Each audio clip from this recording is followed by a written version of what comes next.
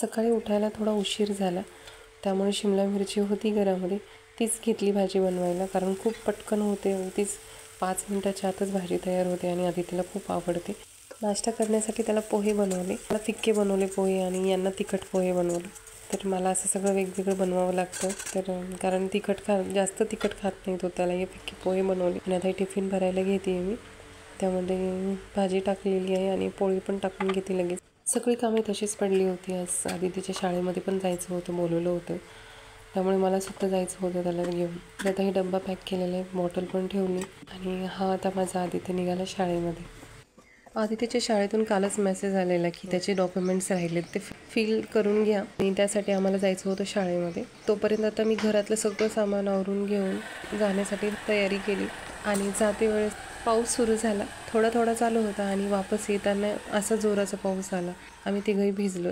त्याला मी रेनकोट घेतला. मला पण स्कार्फ गुंडाळलं होतं, पण आता स्कार्फने काही होत नाही. समजा आदित्य नाही भिजला, पण आम्ही दोघं मात्र भिजून गेलो, कारण वाटलं नव्हतं की एवढा पाऊस येईल. तर आता घरी आल्यानंतर मी चहा घेत नाही, पण हा काढा बनवला होता. त्यामध्ये थोडे खडे मसाले आणि अद्रक टाकून काढा बनवलेला आम्ही तिघांनी पण घेतला. आमच्या घरामध्ये चहा कोणीच घेत नाही.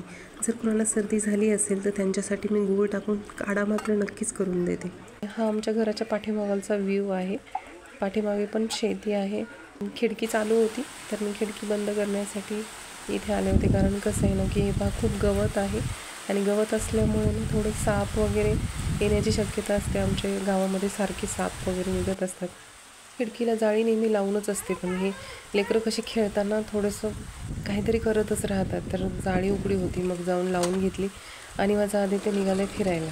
एवढा पाऊस येतो आहे आणि तो मला म्हणतो आहे, मम्मी चल आता आपला वेळ झाला फिरायचा. आणि संध्याकाळच्या वेळेला मी त्याला बाहेर घेऊन जाते ना, तर मला म्हणतो आहे मी रेनकोट घालतो आणि चल आपण जाऊत फिरायला. मग त्याला मी सांगितलं की पिल्लू खूप जास्त पाऊस येतो आहे, आपण पाऊस कमी झाला ना मग जाऊत फिरायला. तर तो मला म्हणतो नाही मम्मी कमी झाला आहे पाऊस आणि मी रेनकोट घालतो आणि मग फिरायला जातो.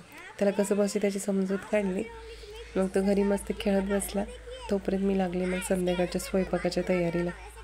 आज संध्याकाळी चमकुऱ्याची पानं बनवली होती, जे की आमच्या इथेच कंपाऊंडमध्ये लावलेले आहेत. तीच तोडून आणले मी. 4 पानं होते, मोठे मोठे झालेली, तीच तोडून आणली.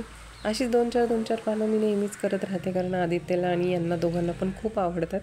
कधी भजी असतात तर कधी सुकी भाजी असते. तरी ते पीठ मळून ठेवलं आहे, भात पण झालेला आहे. आता ह्याला तळून घेते. थोडेसे पानं तळून घेतलेत, खाण्यासाठी ठेवले होते आणि बाकीचे पानांची भाजी बनवली होती. आणखीन एक गोष्ट, तुमच्या सगळ्यांचा सपोर्ट बघून खूप खूप छान वाटलं. तुम्हा सगळ्यांना श्रावण महिन्याच्या खूप खूप शुभेच्छा. तुमच्या सगळ्यांचे शुभ आशीर्वाद कायम सोबत असू द्यात. तुमच्या सगळ्यांचे आभार मी शब्दात व्यक्त करू शकत नाही, तरी असाच सपोर्ट असू द्यात. भेटूयात नेक्स्ट व्हिडिओमध्ये. तोपर्यंत काळजी घ्या.